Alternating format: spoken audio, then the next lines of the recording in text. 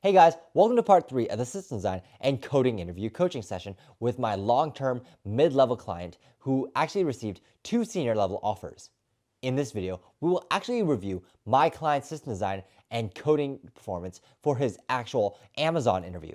If you haven't seen the first 2 videos, I'll link them above. I critique his approach and his answers and tell him where he might have messed up and where he could improve on.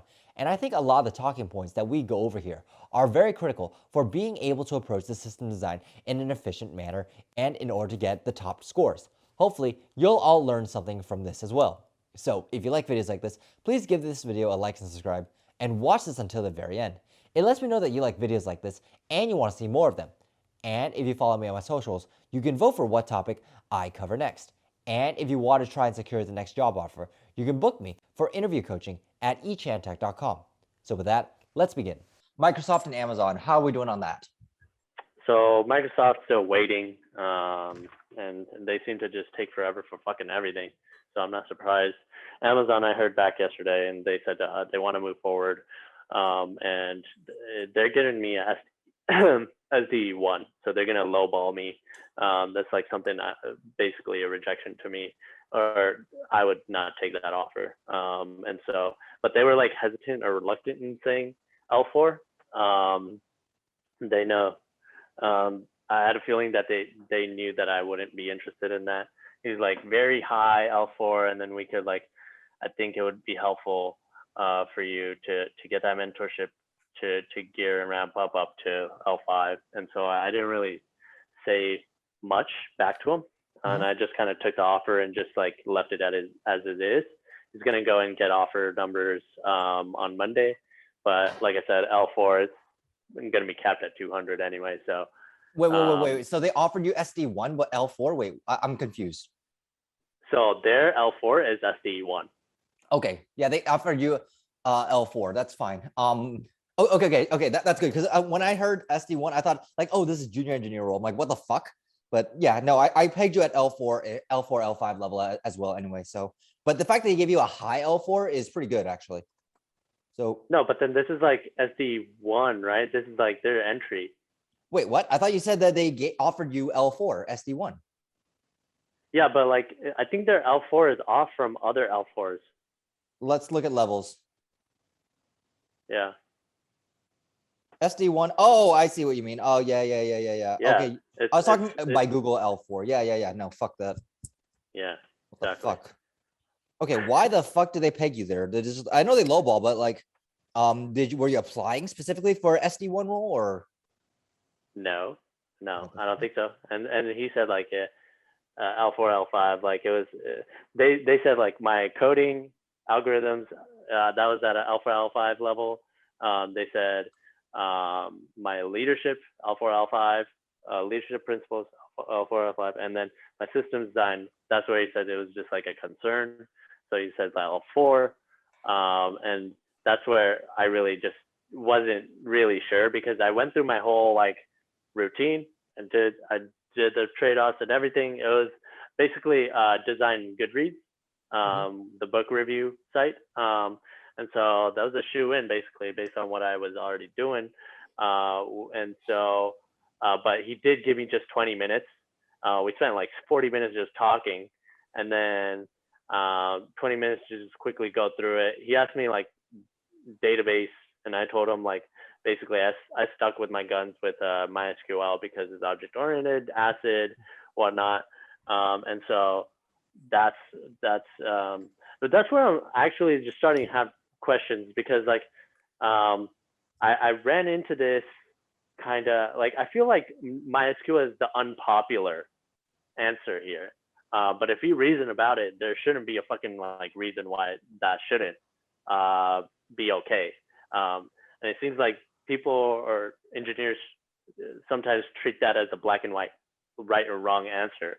But like when I went into Tesla, they were very the engineer there.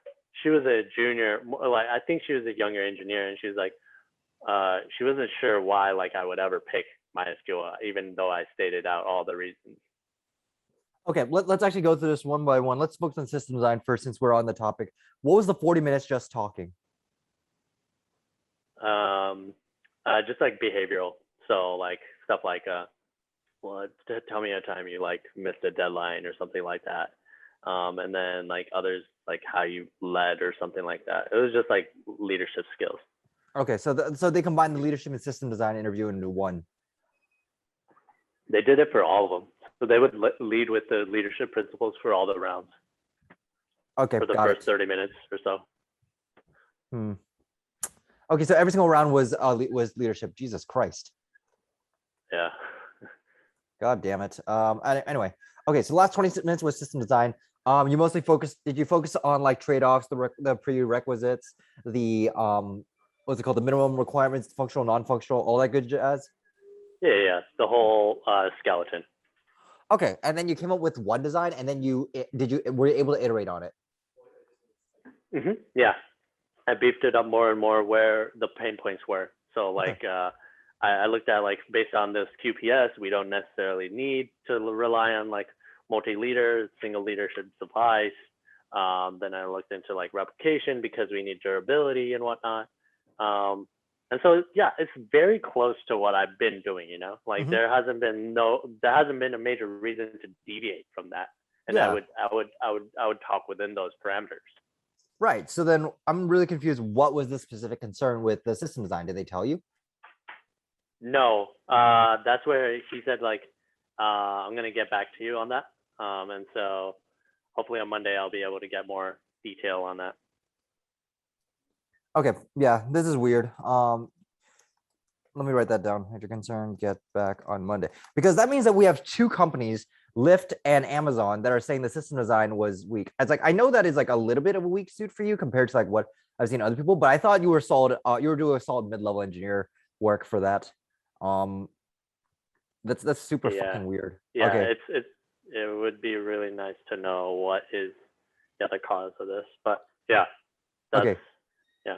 Coding wise, you said L4, L5. I wanted that to be very solid L5. What happened here? Probably it would have been just the fact that I didn't know Dijkstra. Okay. Yep. That's I knew that was going to penalize you. Anything else? I think that was it. I mean I went through my process, explained like my like on 5, pseudocode if I needed it, and then discuss like the time complexities and trade-offs. I did all that, and I wrote it out. Like I banged out the code really fast, and it was very clean code, modularized, and everything. Yeah, I'm gonna say that the Dyksters probably killed you there and bumped you a little bit lower than you should have. I would still try to get confirmation from the recruiter. Okay. But if that is the only thing that was holding you back, I can live with that. But right now, I'm not happy with like my own shit on systems. I'm not happy. It's not against you. It's like literally, if you did everything right, this should have been a very solid elf, like a mid-level role. So I'm wondering what the hell I did wrong. It's not nothing against you. No, it's both of us. No, we've been working on it together, and so I'm sure. Yeah, I appreciate that you take responsibility. But yeah, we're gonna have to figure this out so we could at least learn from it. So let me actually see what you did for Amazon. All right. So okay. Functional requirements, user can create. Okay, this is like the Goodreads problem, right? Yeah. Okay. User can submit search. Sure. Available, eventually consistent, highly durable, latency. Cool. No problem with this so far. 1 million read, write, 10 or 1. Okay, sure, why not? 10 million reviews. Damn, people will be reading a lot of books out here. Yeah.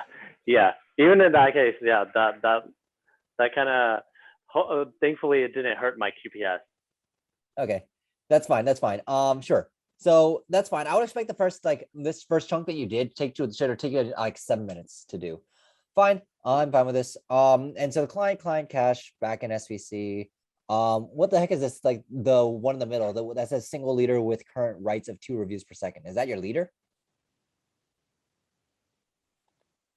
Yeah, for the replicas, DB. Yeah, no. The middle block with it says 1R or something in black text. Oh, that's a load balancer. Oh, load balancer. Got it. Okay, so that's load balancer. And you're load balancing to databases? Yeah. Shouldn't this just be a single leader? Why do you need a load balancer here? For read. Oh, for reads. Okay. I see. Yeah. Okay, let me think of this. Why put the load balancer here first? Let me ask you that. So we want to address throughput, right? Read throughput, and then Okay. if we were to, that's where I kind of thought it through and said, all right, well, if we have a load balancer here, then we're assuming that like we're going to have a new choke point at the backend service too. Then, and that's where I extended this out too. And so, and then I also said like load balancer up front too. And so that's the main reason is to have the load balancers just for the high read throughput. I see. Okay, well, let's consider this. Wouldn't, if we, chopped up the database and organized it correctly, would we still need that load balancer? So if we would have, so basically each service should just be mapped to a particular or each service would just round robin itself to all the DBs. Okay, so you round robin the databases. So the databases would be equivalently sharded. They would basically have like a book A would live on one, book B could potentially live on another. Yeah, well, that's why I brought it up, was like to separate that logic out to the load balancing unit, so it could just like do health checks and whatnot. Okay. I think now I'm starting to understand what you're doing here. Here's the problem. Is that the load balancer does not do what you think it's doing. Load balancer just means, hey, yeah, I'm going to be able to go to a bunch of databases that are homogeneous, that are exactly the same. Yes. Yeah. And what you just described is that one database might not have some of the stuff that the other database is going to have, unless. So you see like where the issue is? Well, there's going to be a lag for sure, right? No, not even that. It's like you're just talking about two different things. So what I mean with this, what you said is like you have 3 replicas of the database, right? Yeah. And so these are like 3 copies of the database of itself, of like itself, because it was every single book. Yep. But what you just also told me is that you're doing like some weird, some sharding, where each of the databases is going to have 3 shards in them. Is that right? No. I never went there. Okay, but you said some kind of round robin thing. Just round robin in terms of like how the requests would get distributed. Okay, so then how are you distributing these requests? Round robin. Oh, okay, round robin. Okay, never mind. Yeah. Okay, so then what is this consistent hashing then? Consistent hashing was for yeah, that was more so like splitting it up into different like partitions, because we had we had I kind of just threw that out there. Actually, I didn't really have, because now that I look at it, like for 4 terabytes per year, I don't think it's necessary to do some consistent hashing or partitioning. So maybe that's a piece that I could have left out. I see. Okay. So here's basically what I am seeing right now. I think the picture's starting to become clear. Is that you're kind of, I feel like you're kind of standing in between 2 different areas. That one, you talk about having databases that are multiple copies of each other. So which means that you kind of need to come up with some way of synchronizing them. So that's something that you would need to be able to talk about. Right now, you've only addressed the read side of things, not even the write side. The second one is that if you're making copies of the database and then sharding each one, how do you make sure that the database shards are also, because they're, so you see how like the problem just kind of magnifies in scope and in complexity, and you're kind of tackling 2 things at once, and you're talking about 2 things at once? Yeah, maybe I was just too surface level with both of them, because both of them combined suggest a larger discussion. Yeah, so it's like I would have talked about like, okay, the read write portion of the database, and then talked about the sharding inside each one. Then it's like, okay, well, at least we can have that conversation as well. But you kind of merge those two points together, and I think that might have caused some confusion and concerns. Possibly. Is that something you did on Amazon? Possibly. I felt like I talked through a lot of it, didn't write it down, but I was logically trying to just piece it together as fast as I could, honestly, Okay. because the 20-minute restriction. 20-minute restriction, fine. I would have at least also wanted you to show something about the write as well. You Mhm. focused a lot on read, but you didn't address writing. So like just how the replication would work, and like because I thought I covered that with just saying master leader, and like if there was a write to just the master, then since our write queries per second is like what, like single digits, so then one master should suffice for a single write, and it's then asynchronously replicating over to its replicas. Okay, so let's actually look at this. What's it called? They said that there's a major concern here, right? Yeah. Or major concerns, Mm-hmm. quote unquote. So based on what I see here today, and I could perfectly be wrong about this, is that the way at least you talked was like you were trying to address multiple things at once, and it wasn't clear where the boundaries were in your discussion. And that could have been one concern. The second concern is that even though you talked about the right, it's like, okay, what are the problems that are associated with having this kind of leaderless election? What how do you maintain that there will be synchronous versions? Oh, How do you make right. sure If that there's like failure for the leader in that case, or Mhm. or just like writing in all cases, like Right, not just what that, all scenarios. you're writing to basically three separate databases. Let's for the sake of argument, let's say that they're not sharded at all. So you have three databases, and then you have to make sure that the versioning in between them is correct. So what if one of the read requests hits an old one? Are you okay with that? That's a question that, let's say, Yeah, I brought that up. yes. Yeah. Yeah, because I said like, okay, like there's gonna be lag, but it's a book review site, so I don't think everyone's gonna be looking at like for the latest by the second. Okay, that's fine. I think that's perfectly reasonable. Again, as long as you address the end user. But then now you have to not only update the databases, then what about the shards themselves? So you have to dive into that again. So let's say each one of the databases is sharded, so that a chunk of that database actually is shown. So what you end up happening, if you're not doing this right, is that you have a leader that is addressing a bunch of shards. So it's like you have shards from database quote unquote A, database B, database C, and then a shard from data, and these are the exact same shards. So you put a lot of responsibility on that leader. So he'll be addressing three different shards for just shard 1 out of 10 for database ABC, shard 2 out of 10 for database ABC, et cetera, et cetera, et cetera. So in theory, based on what I just said, if 1 out of 10, 2 out of 10, you could be addressing 30 different database shards and try to keep that all in sync. Yeah. And then your load balancer would just be like, okay, well, which shard do I point to? And so you see like where the complication starts coming in, and this is where the concern is. Yeah. So what would be a solution to this?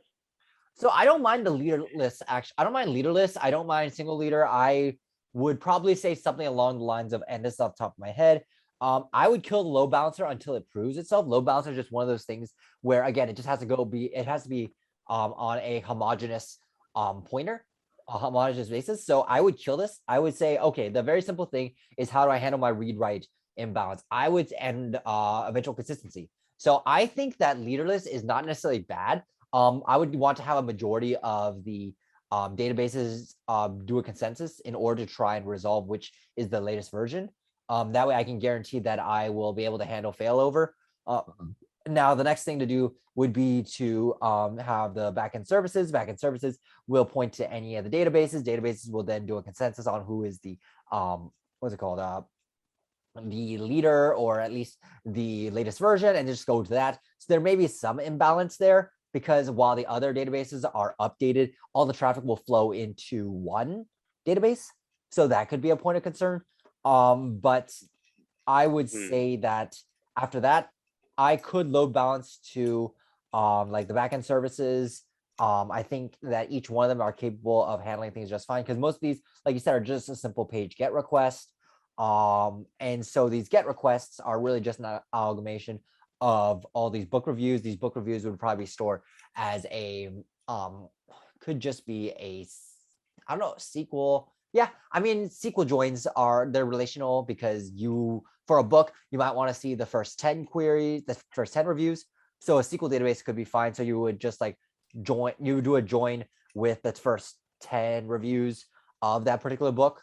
And then I would try and figure out what are the hottest books that are happening. And then just try and what's called put a cache there. So I would cache the database, not load balance it. Yeah, that's a cache which I addressed up in front. Okay. For the hot books. Okay, but that means that every single time that if it's a hot book, then these books might receive multiple reviews. So you'll be constantly invalidating that cache.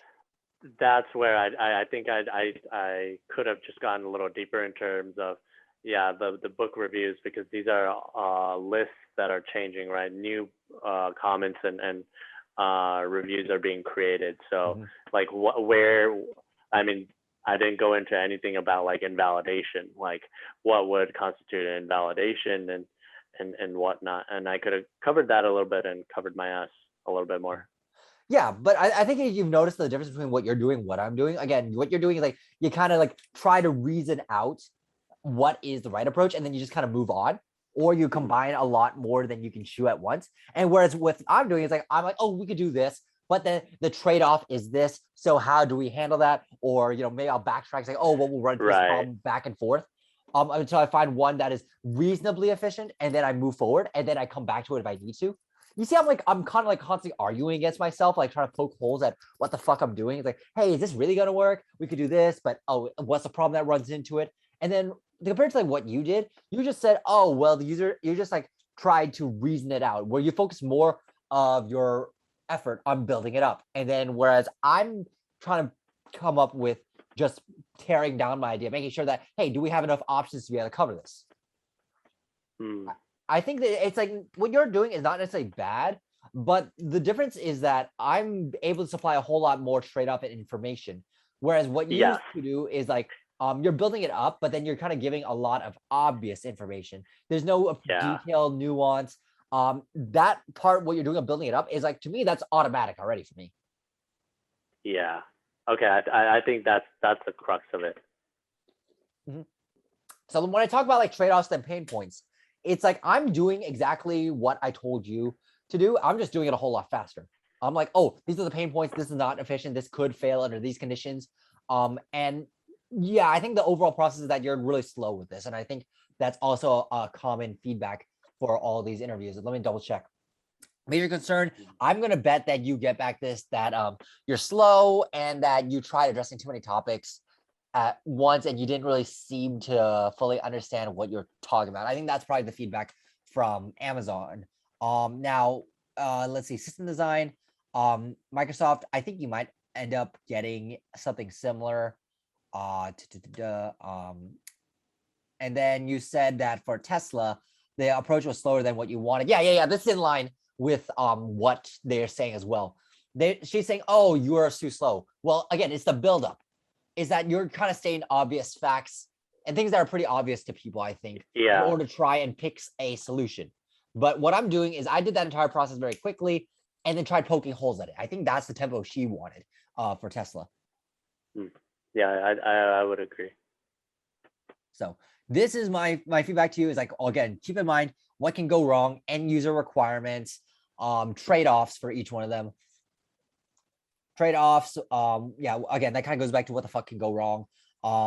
What else that I talk about here? I guess handle one thing at a time as well.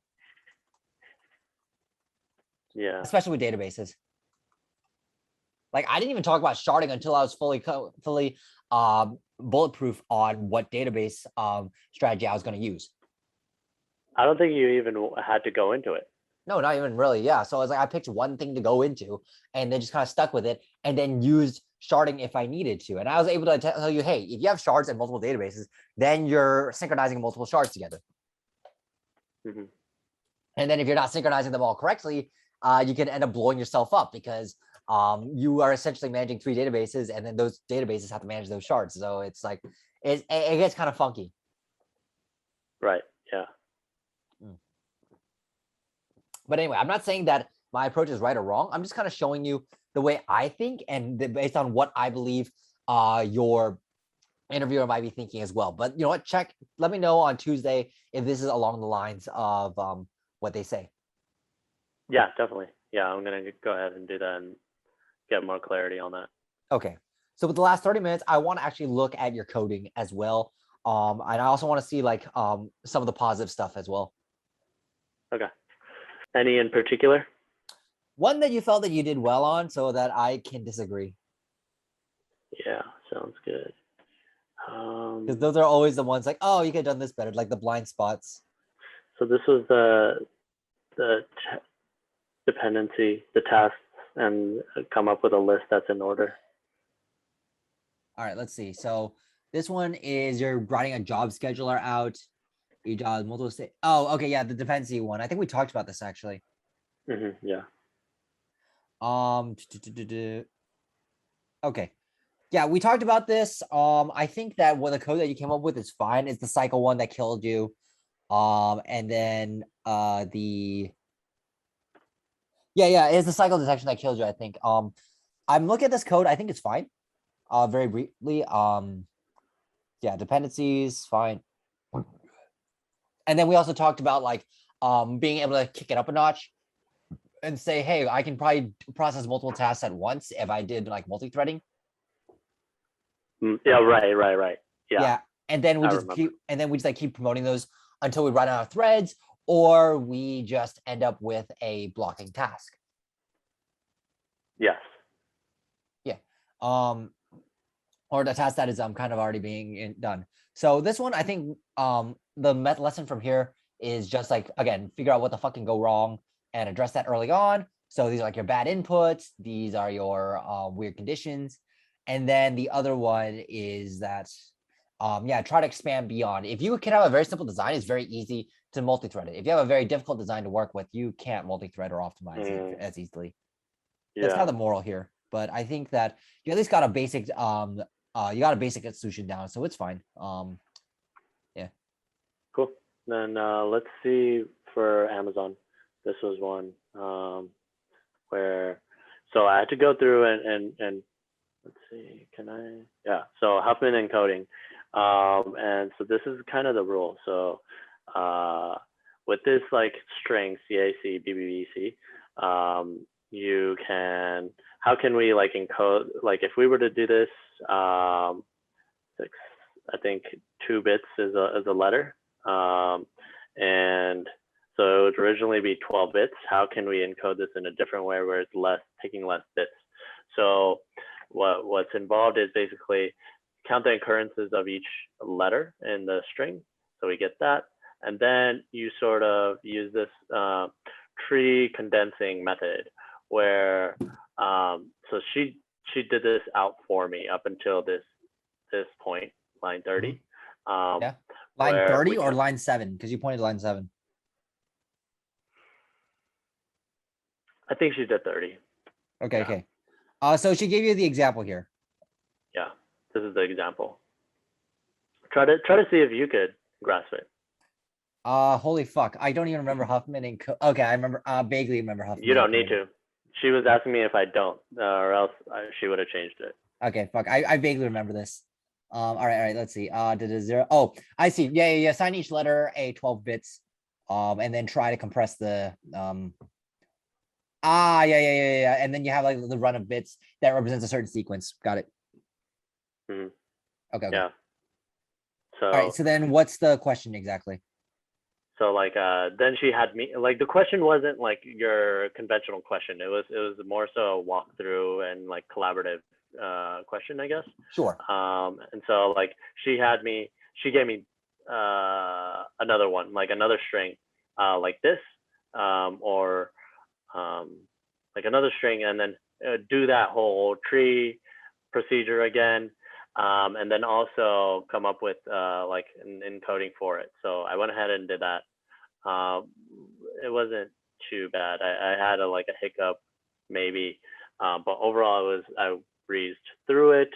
And then that's where we kind of ran into like, okay, I brought up the fact that like you're always supposed to pull what the two least, the smallest values, right? The two smallest like substrings at all times, and then condense them.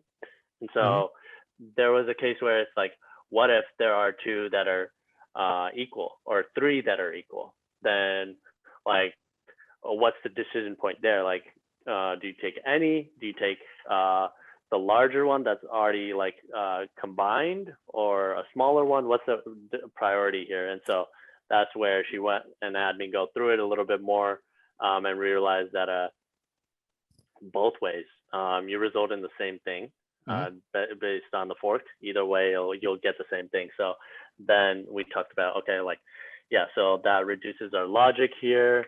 Now let's go to the second part, and that's where she's like, all right, now that you know the like high level, like or also in detail what the mechanism does and how it works, let's go through how we can implement it. And so that's where I like listed it out high level, just spec out like different functionalities and like methods we would need to generate, and then I started building out the code, but that's as much as the time permitted, and I think she was okay with what she saw. Okay, let's see. So you basically just went through a few Huffman coding examples, and then at the end you said simplifying mapping by getting to consolidate into one loop, generate tree, start with string A. Yeah, let me read your pseudocode.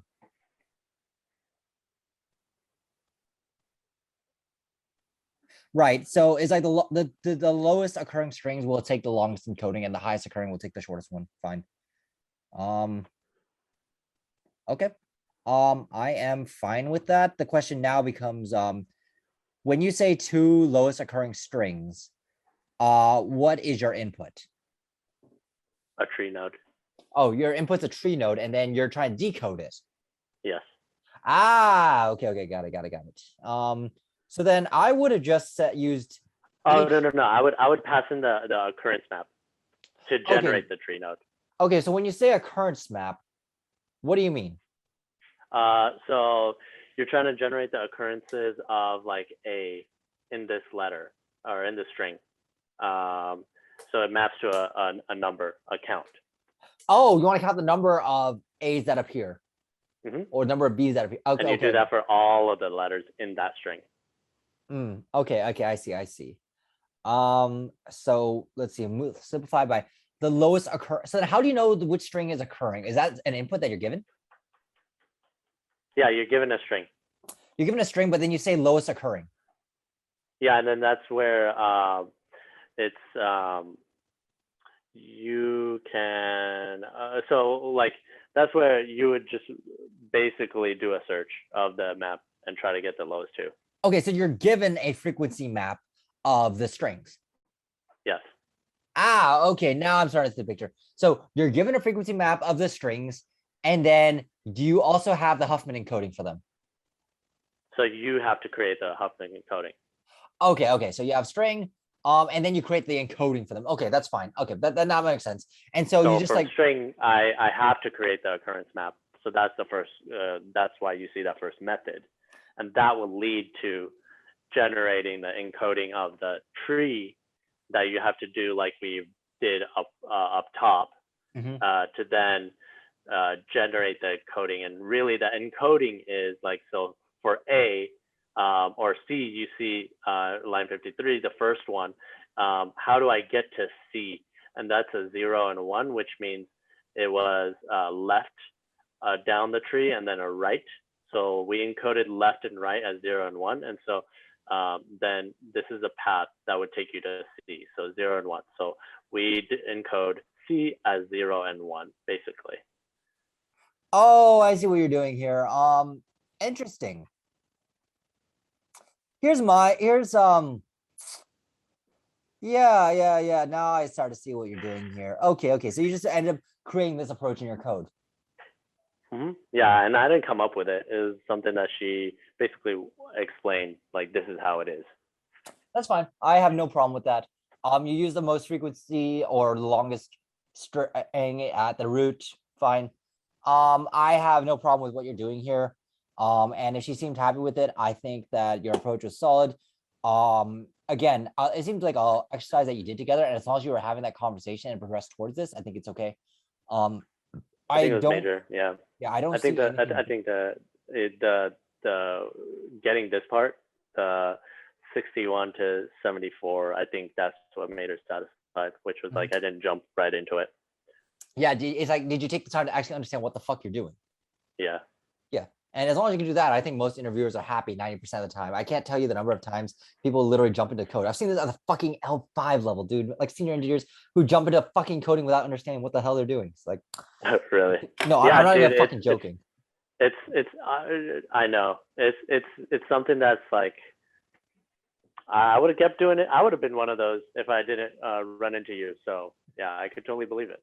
Yeah. Like literally just like one of the interviewers I did the other day for Uber, like that shit. So not it's surprising. Dude had like quite a few years in the industry still doing it. Like whatever. Anyway, Yeah, I you know was they talking to someone who's like he was just mentioning, matter of fact, like it's really hard to find like good engineers. yeah, you'd be surprised how many shitty engineers are out there. But anyway, that's a discussion. That's a whole nother discussion. Point is here, I think you did fine as long as as long as you did what we talked about. I have no complaints. Nothing really to nitpick here. Again, it's a collaborative one, so it's kind of hard for me to say right out of the box, especially Yeah. because like these Huffman encoding type questions that are conceptually a little bit trickier to deal with and require a little bit more participation from the interviewer is not really something I deal with a lot. Yeah. But overall, I think this one's fine. I would say this interview would probably mark you as a solid candidate for L4. And then I would assume that there's one other coding round that you messed up that that bumped you down to L3, L4 level. Yeah. Yeah. Can you So show me I that think one? let's go through this one.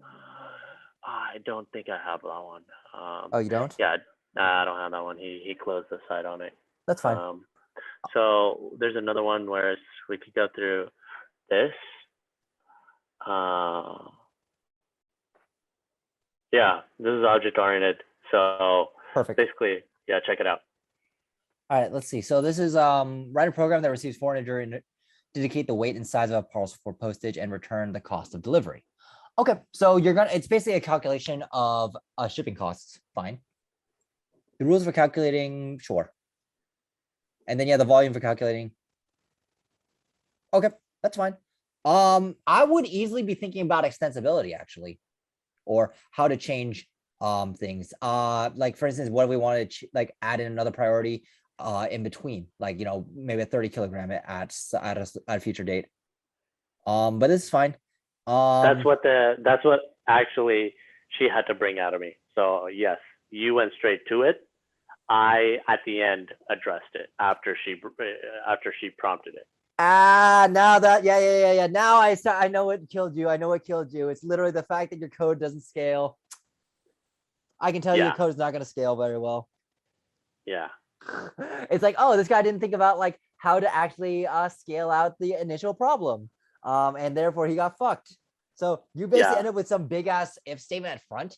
It's like, okay, how do we like, come up with a more flexible rule? So what I would have done is really not just try to handle the problems of today, but handle the problems of tomorrow. Like I think one of the biggest points that I've made on my channel, if you watch my videos, is that when you're an engineer, it doesn't matter if you can solve the problem well today. It's just that requirements are always going to be changing, and your system needs to be flexible enough to scale with those changes. So the first question you should always ask yourself, if that is a priority, is how the fuck do we handle future changes, and what are those future changes?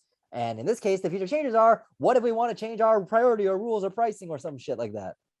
Right. And so that's where like I quickly like busted this out. This like was really just suspiciously easy.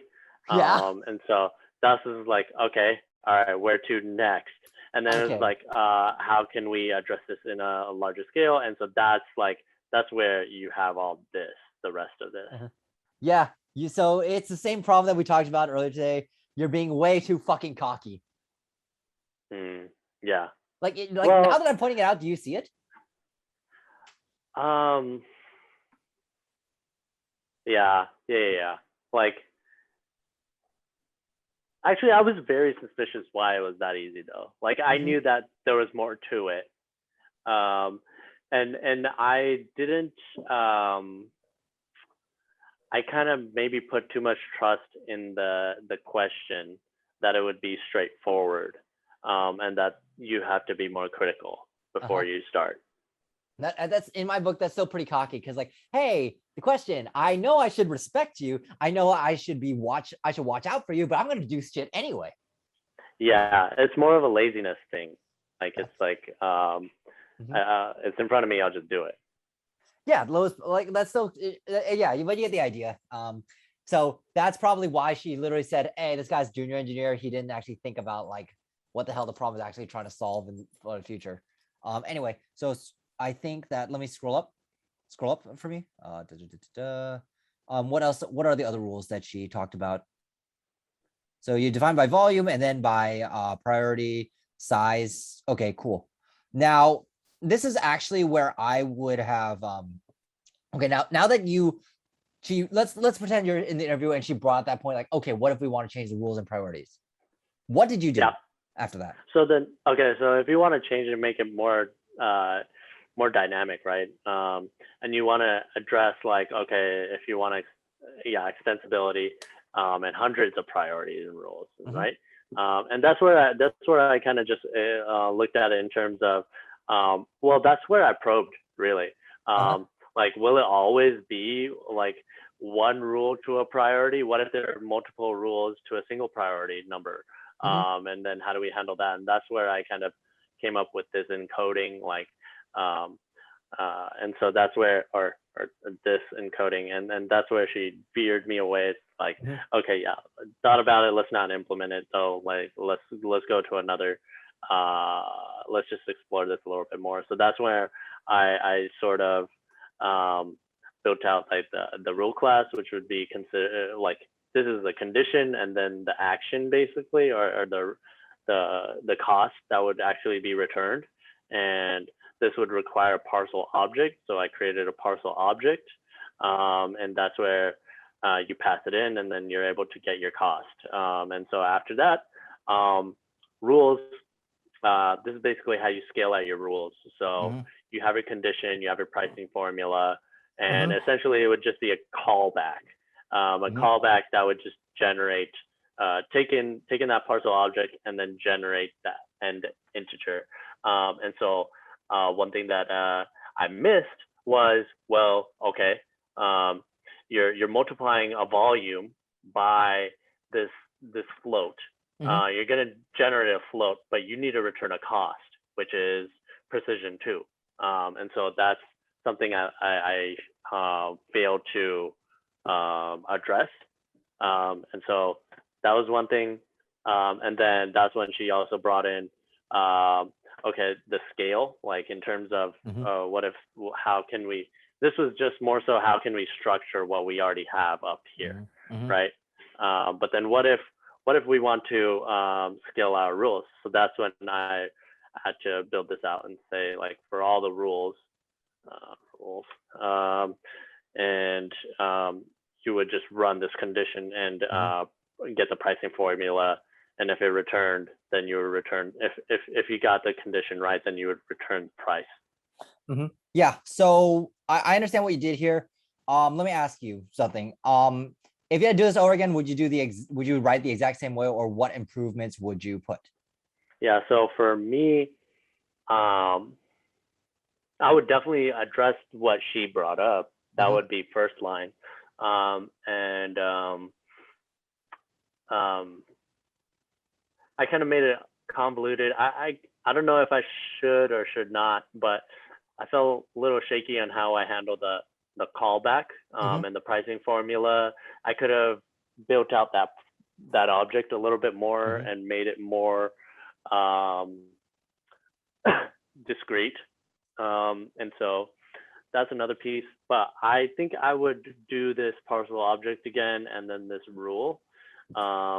and then have this like overall structure from the get-go? Few things I would say. First of all, do you know what a strategy pattern is? No. Oh, fuck. Okay, this is my fault. I should have made you read design patterns. Fuck.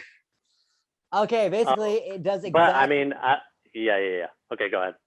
I should have made you read that shit. Fuck me. Like, okay. Basically, it's just a way of executing what. It's basically what you did. It's you select the algorithm at runtime, except you have an interface for doing the calculation.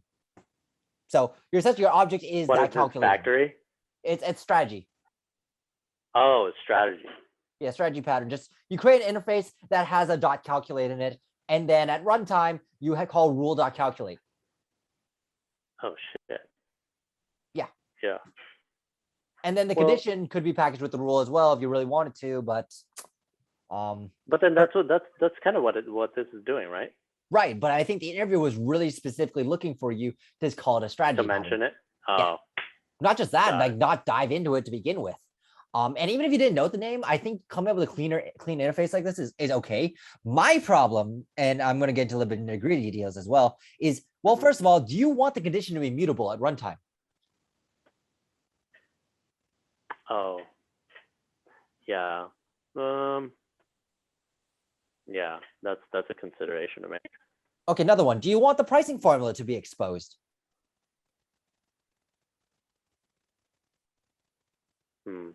Okay, so privacy.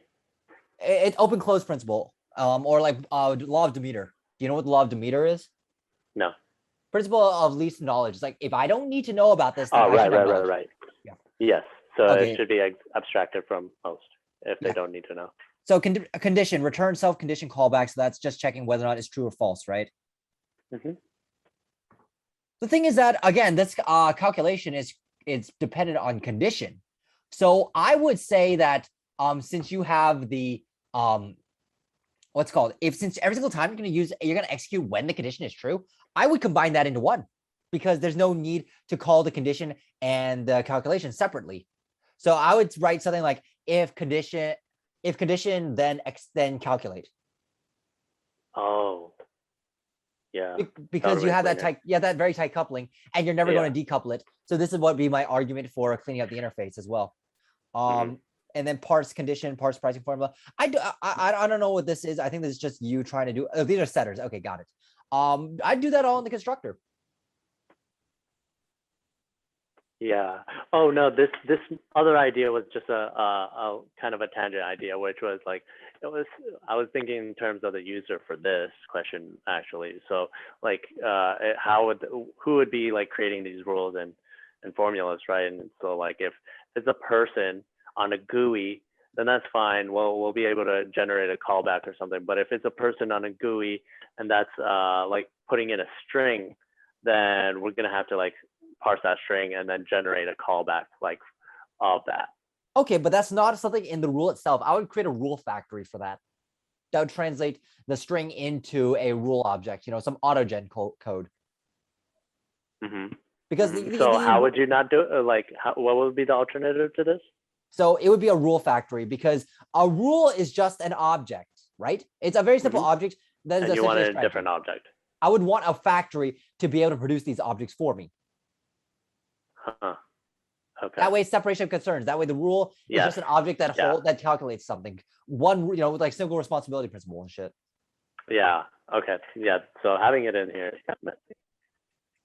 So this is like essentially, now that I'm looking at this, I understand what went wrong a lot. It's just a lot of violations of pretty simple like coding principles, especially in clean code. Have you read clean code, by the way?